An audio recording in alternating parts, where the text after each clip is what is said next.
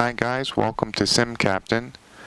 Well, it's been about 6 months since I started this channel, and I opened with a cockpit tour, so I thought I would do an update tour to see what's changed.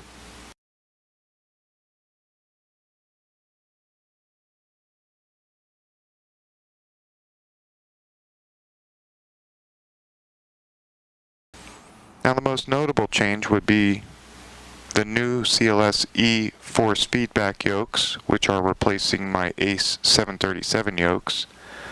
I really have to say I love these yokes.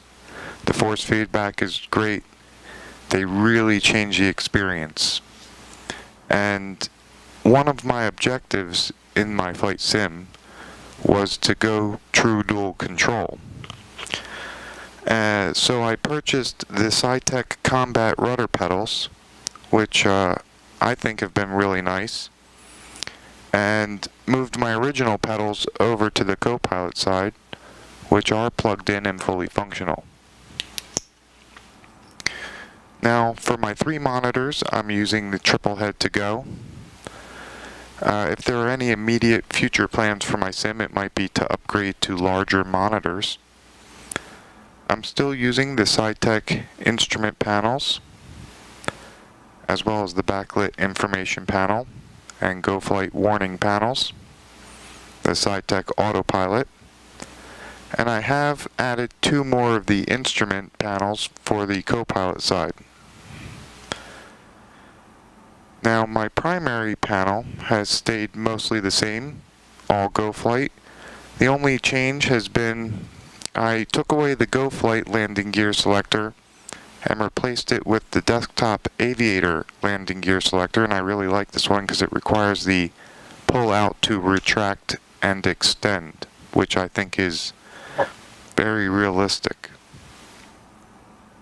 I like that you can also test the lights. This dual engine control start module is new, and this panel is getting a nice red glow from this LED light I got off of eBay for like $2. Give me a little cockpit lighting because these get hard to see at night. Another significant change was adding the desktop Aviator GPS panel, which was a big step in achieving my other main objective, which was eliminating the need to use the mouse. And this was a big step. This was a really nice add. What was in this position here, this place, was the 2 GoFlight modules over here, which I put in this double rack, which serve as NDB 1 and 2. This switch array is new from Desktop Aviator, and it's serving as my seatbelt signs and my fuel transfer valve and APU controls, which has also reduced my need for the mouse. Now, on the center pedestal, I added this tilt rack, which put the throttles in a better position, as well as enabled me to put a panel in this spot, which is now my masters and fuel control. The navigation radios have primarily stayed the same: ADF, Nav1, Nav2, comms panel, my lighting panel, and my transponder. Several people have asked, how do I record my audio? And that is this right here, the FSX dual flight sounds. I actually purchased this after watching a video by On the Glide Slope, another flight sim channel I really enjoy. This unit is really great. You just plug it in USB. You plug in your real aviation headsets, and it serves as the intercom. And I really like it. Really enhances the atmosphere of the cockpit.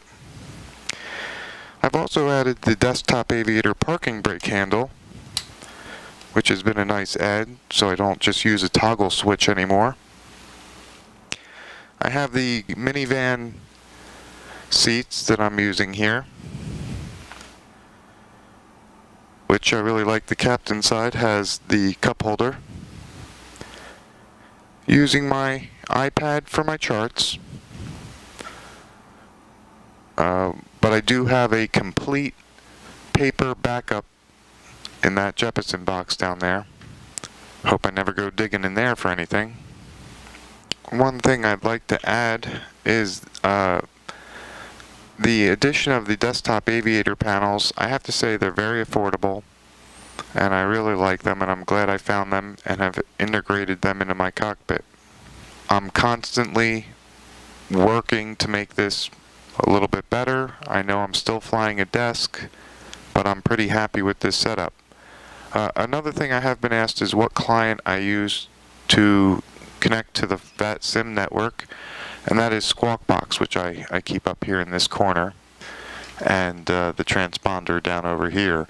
This is actually the only thing left that I need the mouse for, is operating the transponder. Anyway, this concludes my tour of the cockpit. Hope you like and subscribe, and until next time, happy landings.